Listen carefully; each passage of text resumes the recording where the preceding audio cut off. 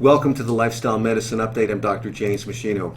It may surprise you to learn that lifestyle changes are the first step in reducing high blood pressure, according to the 2017 American Guidelines published by the College of Cardiology and the American Heart Association. We're so accustomed to seeing drugs used as the first line of treatment in controlling high blood pressure, but nutrition and lifestyle change are actually the recommended first-line treatment in uncomplicated cases of mild high blood pressure. So what is mild high blood pressure? Well, it's defined as a blood pressure between 140/90 all the way up to 159/99, which accounts for a very high percentage of high blood pressure cases in modern society. The powerful effect of nutrition and lifestyle on lowering blood pressure was once again reaffirmed by a very important study that was released by the American Heart Association in September of 2018. So in this study, researchers recruited 129 overweight or obese men and women between the ages of 40 and 80 years of age who had high blood pressure. Blood pressure readings were between 130 to 160 over 80 up to 99. So these people had mild high blood pressure, and none of them were taking any medications to lower their blood pressure, even though more than half of them actually met the inclusion criteria for need for medication. The researchers randomly assigned each patient to one of three different treatment groups, which they followed for a 16-week period. So the participants in one group changed the content of their diet, and they took part in a weight management program that included behavioral counseling and supervised exercise 3 times a week.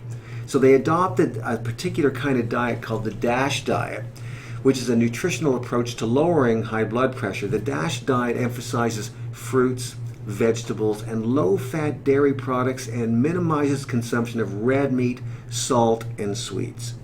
Participants in the second group, they followed the DASH diet, but they didn't do the exercise or have the weight loss coaching. And then the third group didn't do any exercise or change their exercise habits, and they didn't make any dietary changes as well. So they really had no intervention.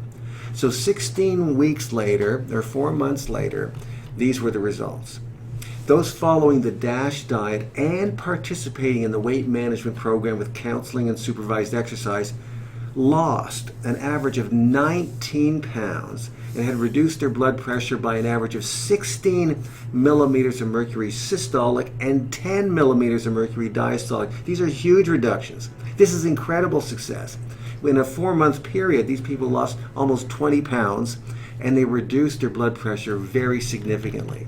Now, those who just followed the dietary program of the DASH diet, but they weren't exercising or getting nutritional counseling, reduced their systolic and diastolic pressure by 11 and 8 millimeters of mercury respectively, which are also pretty good results, but not as good as the group that had the exercise and weight loss coaching.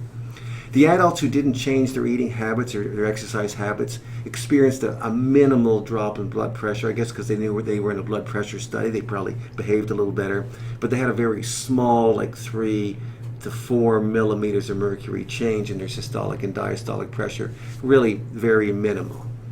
By the study's end, only 15% of those who had changed their diet and exercise habits were still candidates for high blood pressure medication, compared to 23% in the group that changed their diet. In the group that didn't change their diet or their exercise habits, there was no change in their need for medication. Still 50% of those people or more still met the inclusion criteria for antihypertensive drugs. So what's the conclusion? Well, research continues to show that in uncomplicated cases of mild high blood pressure, that simple dietary and lifestyle changes can lower blood pressure into the ideal range, which eliminates the risk of side effects associated with blood pressure lowering medications. In addition, the introduction of exercise and the elimination of high-fat meat and dairy products also helps to reduce blood sugar, cholesterol, triglycerides, all of which are key factors in the risk of heart disease and stroke.